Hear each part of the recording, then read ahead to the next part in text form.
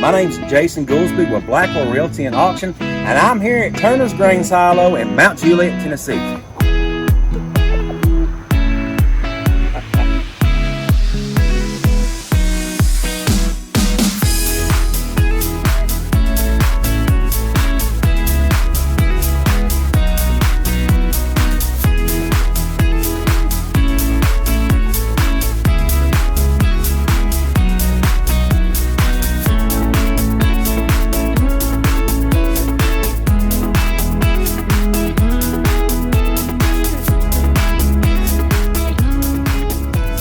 So tell me, how does a person get in the Airbnb business? Well, in 2018, we took a 22-day trip on a motorcycle out to Seattle, Washington, down the Pacific Coast Highway to San Diego, and then back 7,014 miles on a motorcycle. You didn't trailer any of this? No, we were. You were riding on the back of this motorcycle? Or did you drive any? No, I did not drive. I just rode. But we stayed in several Airbnbs, and Jim was like, we could do this. With your gift of hospitality and I could build them, we could do this. And I said, let's get finished with our vacation. Jim's a woodworker and a builder, by the way. Yes.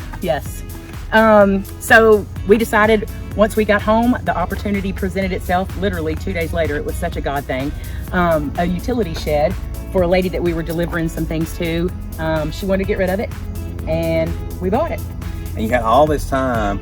You have these microphones in your helmets, right? And so you have all this time to talk all these miles on the highway. So it really was born on the highway. Yeah. Oh yeah. Born to be wild.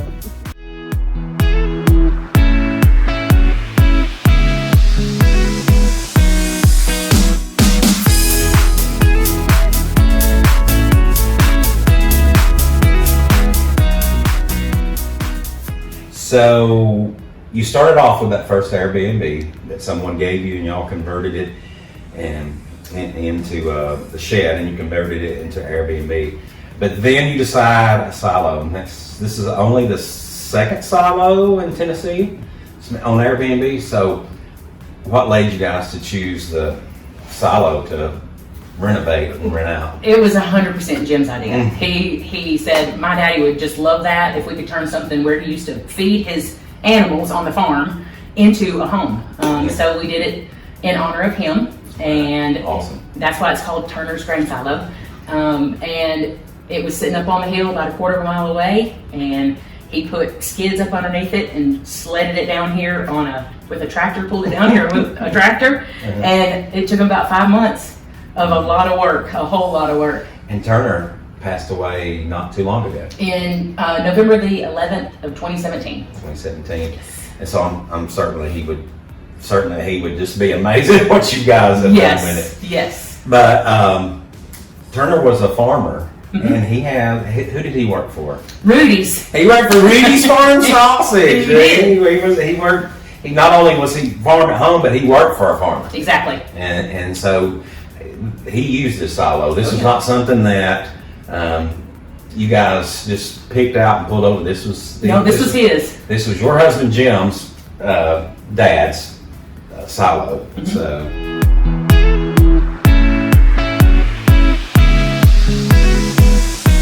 the table on the front porch, Jim actually made out of the augers that came out of the silo.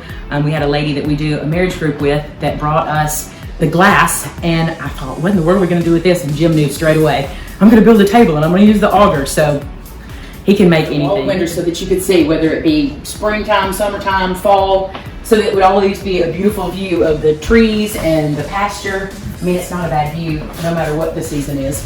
So the ladders were actually, that was one ladder that actually came into the grain silo. They would climb in just to check the moisture level. So Jim took that apart and into two pieces and then built the little side tables to go beside the bed.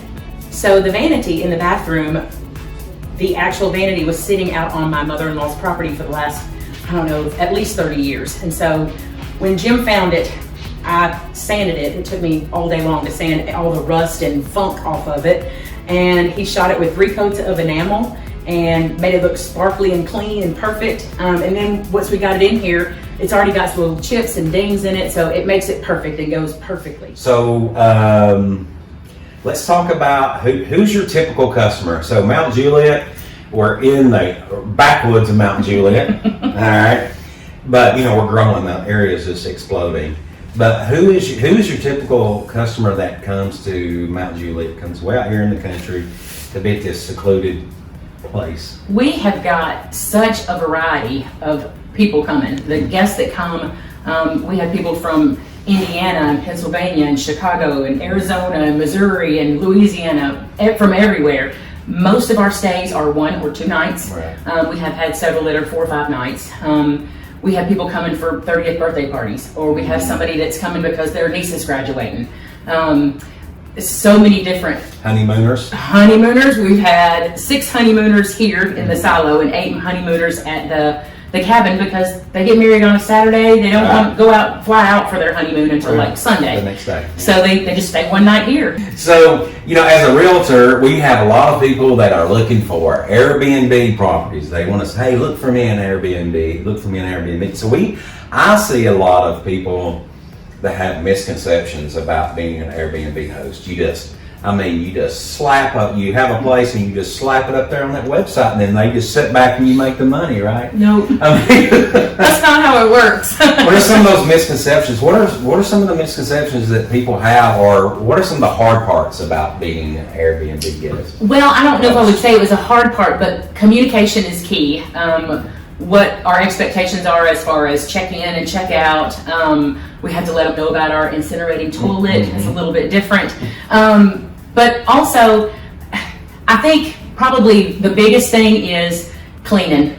But I want every single surface that is in here that could potentially be touched. Right. I want it to be cleaned. I want it to be disinfected, and I want people to feel safe when they come in, that they can walk in here barefooted, and that everything is clean and sanitized and disinfected. And so you have that communication between guests, which is very important, the cleaning aspect, and then you follow up to get that super host rating on Airbnb. You follow up to get reviews because, like any other business, reviews are key. Yes, absolutely. We always want a 5-star review. If at all possible, they ask you things about the location, about cleanliness, things like that. We do this all in His name and for His glory. Right. Like, it's all about, I pray for the people before they get here. I pray while I'm cleaning after they leave, traveling mercies over them. I want people to come and feel at peace and feel His presence here, because that's why we do this. Right. Is she gone?